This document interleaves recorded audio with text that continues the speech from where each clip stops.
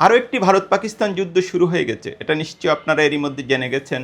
মধ্যরাতে ভারত পাকিস্তানে হামলা চালিয়েছে, বেশ কয়েকটি স্থানে ক্ষেপণাস্ত্র হামলা চালানো হয়েছে এবং এতে অন্তত 8 জন পাকিস্তানি নাগরিক নিহত হয়েছেন।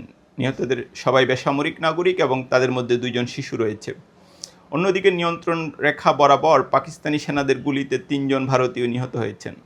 এই যখন অবস্থা, তখন পাকিস্তানিদের পক্ষ থেকে দাবি করা হয়েছে যে তারা ভারতের 5টি জেট বিমান ও ড্রোন ভূপতিত করেছে। নিরপেক্ষ সূত্রে এটা নিশ্চিত হওয়ার চেষ্টা করা হচ্ছিল। এরই মধ্যে আমাদের কাছে রয়টার্সের একটা রিপোর্ট আসে, যেটা আমরা দেখতে পাচ্ছি যে ভারত নিয়ন্ত্রিত জম্মু এবং কাশ্মীরে 3টি ভারতীয় জেট বিমান বিধ্বস্ত হয়েছে। রয়টার্স স্থানীয় অন্তত 4টি সূত্রের বরাতে এই খবর নিশ্চিত করেছে এবং এ ধরনের ছবিও প্রকাশ করেছে। রয়টার্সের রিপোর্টে অবশ্য এটা খোলাসা করে বলা হয়নি যে এসব বিমান কীভাবে বিধ্বস্ত হয়েছে। তবে এটা পরিষ্কার যে যুদ্ধের প্রথম দিনই ভারতীয় বিমান বাহিনী একটা চড়া মূল্য শোধ করলো এবং ভারতীয় বিমান বাহিনীর যে গর্ব, সেটা অনেকটা ম্লান হয়ে গেল এই ঘটনায়। এবং এটা নিশ্চিতভাবেই পাকিস্তানি যোদ্ধাদের বা পাকিস্তানের যারা বিমান বাহিনী, সেনাবাহিনীতে এটা একটা বিরাট প্রভাব ফেলবে বলে মনে করা হচ্ছে।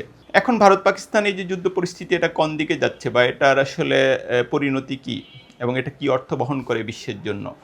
বিবিসির দক্ষিণ এশিয়া বিষয়ক সম্পাদক আনবারসান এথিরিজান এটার একটা বিশ্লেষণ লেখার চেষ্টা করেছেন। তিনি যেটা বলেছেন যে এটার বটম লাইন হচ্ছে, ভারত এবং পাকিস্তানের রাজনীতিবিদরা একটা বড় ধরনের ঝুঁকি নিয়েছেন। তার কথা হচ্ছে যে এটা বোঝা যাচ্ছিল যে ভারত পাকিস্তানে একটা হামলা চালাবে, কিন্তু এত অভ্যন্তরে এত এ ধরনের হামলা অনেককে বিস্মিত করেছে।